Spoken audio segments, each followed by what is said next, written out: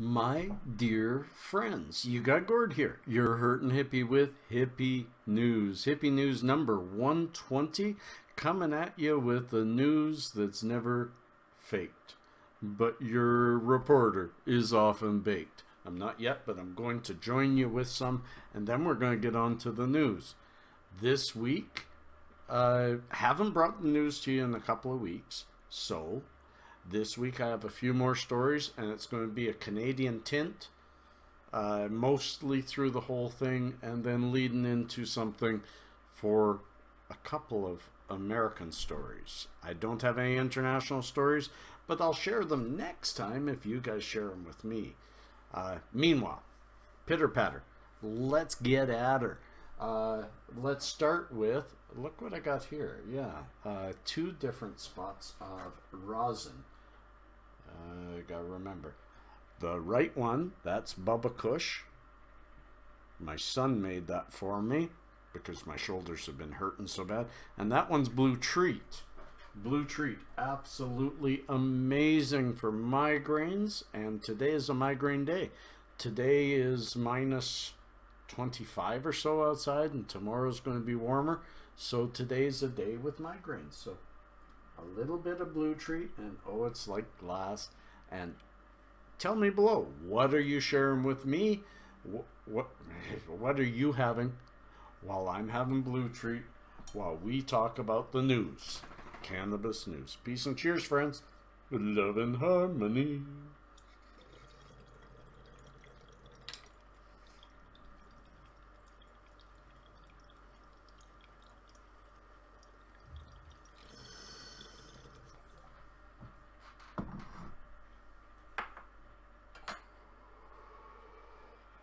Beautiful. I love Blue Treat. Blueberry and Dutch Treat mixed. What a beautiful, beautiful marriage. Not like any of mine. Anyways, peace and cheers, friends. Love and harmony. Let's move to the first story.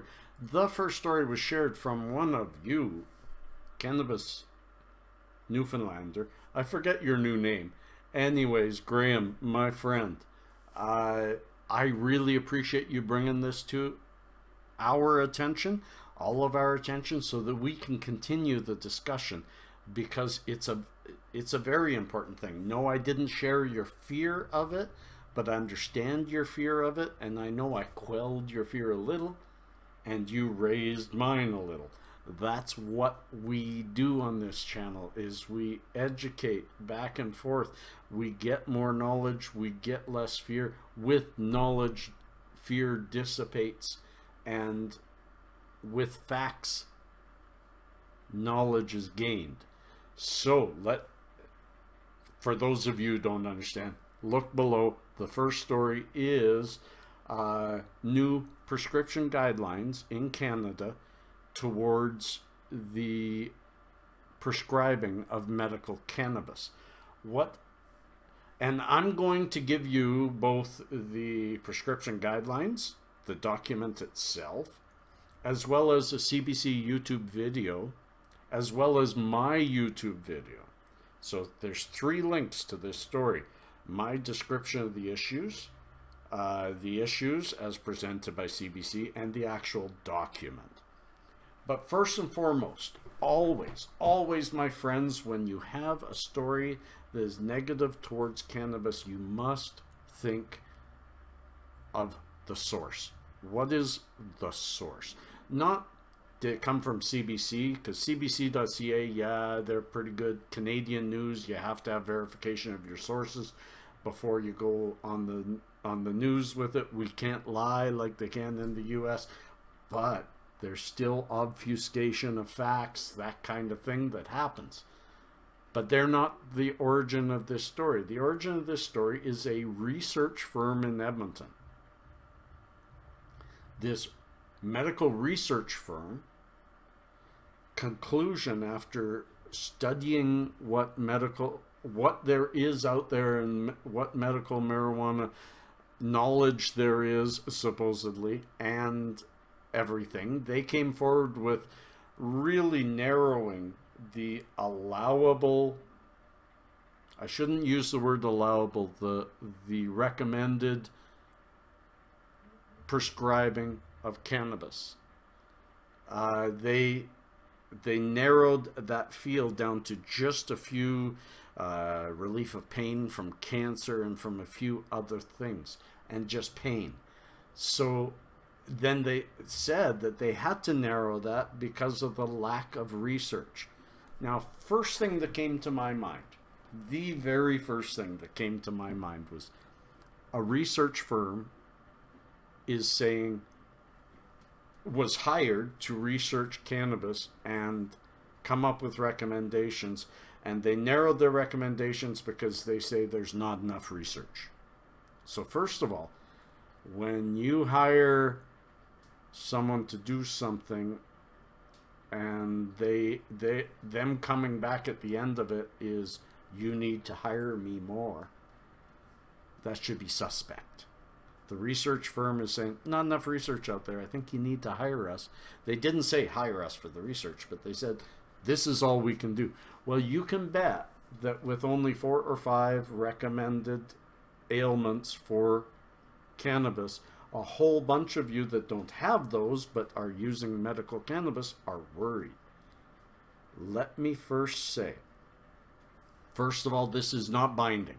I'm going to read this really early from the document itself, the conclusion of this research. It's 1 paragraph, and it says it all. It made me not want to read the rest, but I read a lot of it. Conclusion. This simplified medical cannabinoid prescribing guideline provides practical recommendations for the use of medical cannabinoids in primary care. All recommendations are intended to assist with, not dictate, decision-making in conjunction with patients. Therefore, all this is especially for newer doctors, and I think it's also because Health Canada is realizing they can't just have cannabis doctors around there. Regular doctors want to be able to recommend it to their patients. So I think what you're going to see is a 2-tier system. Your regular general practitioner may say, you know what, I'm not going to give you a prescription.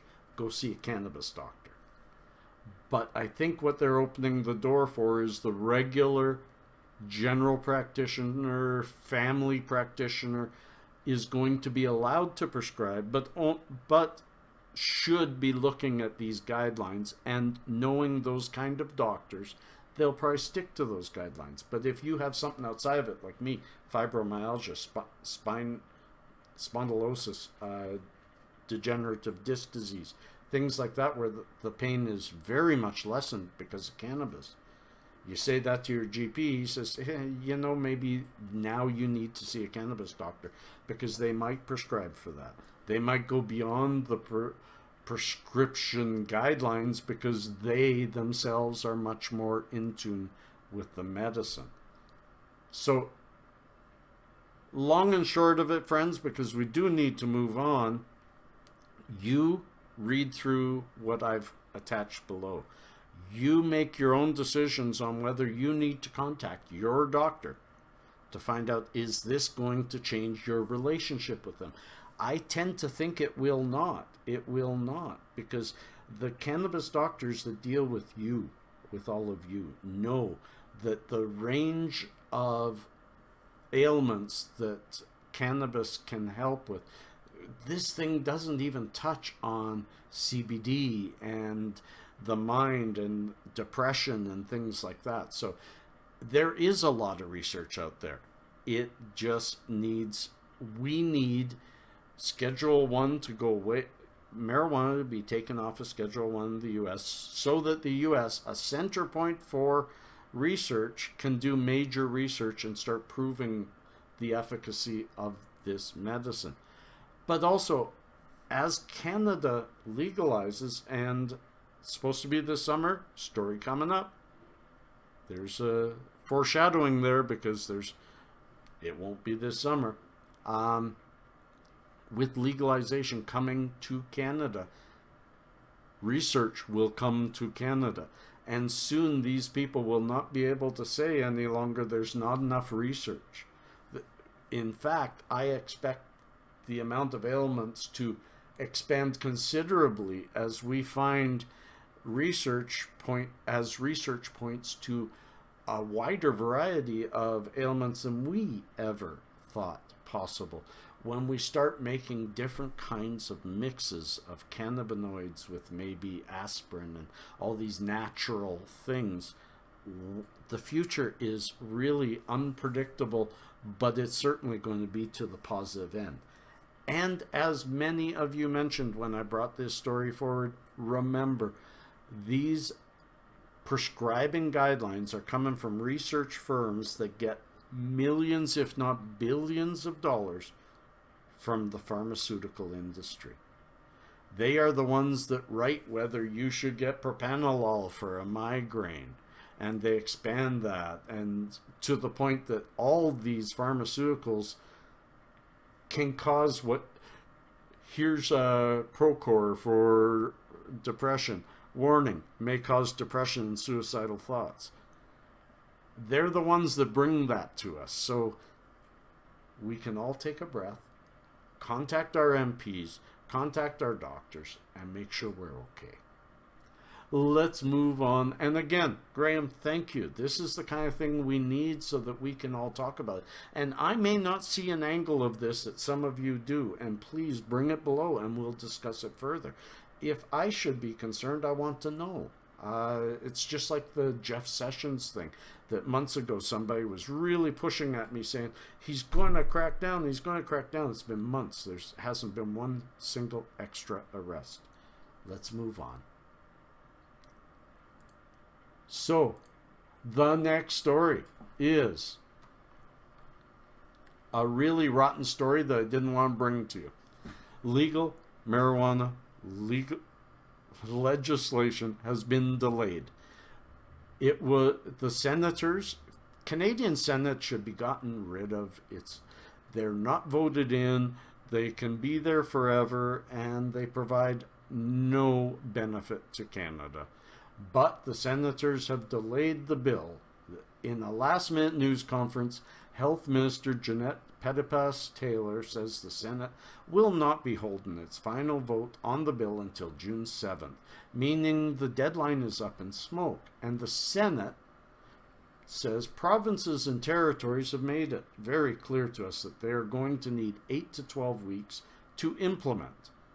Therefore, if you do the math, you can see it won't be July 2018. 8 to 12 weeks. So they're saying 2 to 3 months to be prepared for it. It seems kind of ridiculous that they don't just come back and say, why don't you start preparing now so that you're ready July? It's ridiculous. I want to read something that that Jody Emery, one of our she's called the pot princess, what she said about this. Legalization takes time to implement, but the first step should be stop arresting people. Stop criminalizing the industry. Stop spending money on law enforcement. She believes the government could and should put a moratorium on arrests. Again, quoting Jody, the very first step should be stop arresting people for at least simple possession, but for all non-violent cannabis offenses, she tells the News 1130. While that doesn't happen, Emery says non-violent offenders will continue to be persecuted. They refuse to stop arresting people for simple possession and other offenses that disproportionately target minorities, people of color, the poor, and the young. And she has a message for the country's leader. And I love this. Quote, Justin Trudeau is a pot-smoking prime minister. He should offer amnesty immediately to all the victims of prohibition. Now, I have some U.S. stories coming on exactly that. Amnesty for those hit by prohibition. Those who have been arrested for something which soon will not be illegal are victims of that prohibition, and they should be cleared. And there should be huge talk in Canada right now about how to move towards the legalization by pardoning past offenders by a moratorium on arrest starting now, never mind in July, and then implement. Businesses say they're ready. It's the government says they can't be ready. So we should be pushing our people to say, F you, be ready. I do expect this delay. I do think it may even go further, but they can't delay the inevitable. It will happen. Next story is along the same lines. I love to carry a constant theme. Is in Ottawa, a judge. Ottawa is our country's capital. Country's capital, not capital of Ontario. That's Toronto. Capital of the country is Ottawa. A judge in Ottawa has discharged drug trafficking charges against a budtender that was arrested in a dispensary raid. The woman, only 21, had no criminal record, accepted responsibility, expressed remorse. Oh, I'm so sorry that I helped people feel better. And is at low risk of reoffending, said the justice. The reason I bring this to you is twofold. One, judges make the law. The law is broken. Judges are starting to break that. They're starting to see judges are arbiters of common sense. Laws are general for everything. Judges tend to look at specifics and say this law can't apply. And that's what happened here. We need to relieve that pressure from our justice system and stop putting these cases forward. Okay, if there's violence, if people are abusing other people, hurting other people in a cannabis way, they should be arrested. But if they're just simply helping people get their medicine, if they're just simply a casual worker at a store, they should not be arrested, even if the store gets shut down temporarily until stores can exist again. There needs to be a lot of common sense put here. That's why I brought this story forward. Moving on to Edmonton, just north of me. It's that way. Excuse me.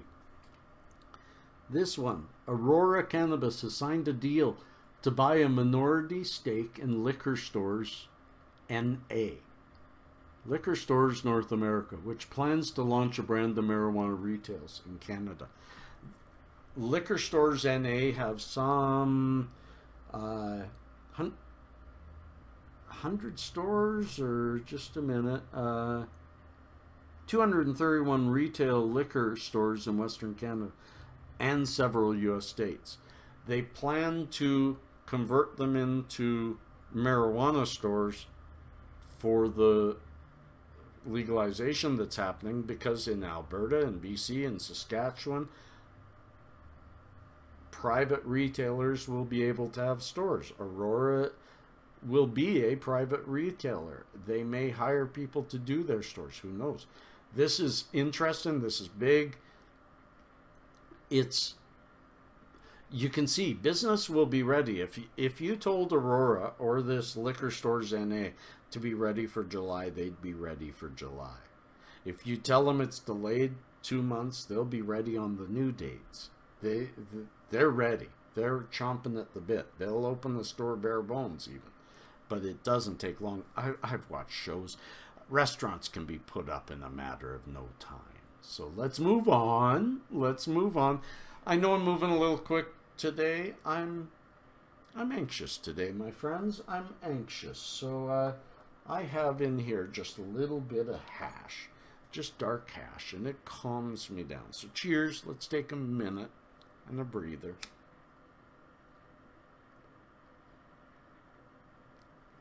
I tend to let my anxiety take over when I start talking to you, and I want to calm down. I want to feel what I'm sharing with you. And the story of government intervention in our rights always irks me, builds me up, and I need to just So we move on, and my last two stories are U.S. driven, but on the same path of talk here, we're talking amnesty. This one's from Colorado. Might be dismissing nonviolent cannabis convictions. This is wonderful. When the state legalizes cannabis, think about the Canadian talk I just had. When the state legalizes cannabis, there's one problem that does not seem to get the attention it deserves when considering the changes to come. Marijuana convictions for crimes that would no longer be considered crimes. So Colorado, long story short, stories below, is regarding dismissing marijuana convictions for all non-violent offenders. They've looked, and in the recent years, they've got some 40 cases that would be affected for sure. These people would be freed. And there's a couple hundred more that they got to look through. There's a quote here. It's roughly 40 cases where we can be absolutely sure there was no violence involved in the sentencing. It was all strictly about marijuana possession. And for several of the people, a number of them, it was multiple times that they've been arrested and prosecuted for just marijuana or marijuana sales. So they want to relieve that. I think it's the right thing to do. And it should have been done prior to legalization or during legalization, not years later. Leading to the final story, which is even bigger, the trend of past marijuana conviction expungement continues in Seattle. Seattle, Washington. Last week, Seattle Mayor Jenny Durkan and City Attorney Pete Holmes announced at a press conference that they will be asking the municipal court to vacate all convictions and to dismiss all charges for misdemeanor marijuana possession prosecuted before pot was legalized statewide, which could result in the vacating of 500 to 600 convictions that occurred between 1997 and 2010, when they stopped prosecuting misdemeanor cannabis offenses. You see, this is a state that did it the way I had suggested for years Canada did it, is first decriminalize, stop arresting people, slowly drain the jails of people who have simply just possessed too much, you know, or sold a little bit. Then legalize. But no, nobody's doing that, so then they all have to look at later saying sorry and letting people out, and then what happens? There's a better way to do this. And I hope that we Canadians are contacting our MPs and saying, let's do it better. Let's do it better than these states. And these states are doing a smart thing. And I applaud them. I do. We need to learn from that, but learn more. And let's expunge these records while we've already decided the law will go away. The cart before the horse. Peace and cheers, friends. Love and harmony. May you find someone without a smile today and give them one of yours. May mine feed that process. Peace and cheers, friends. Love and harmony. And I really hope you have a good weekend, and I hope you enjoyed this. Peace.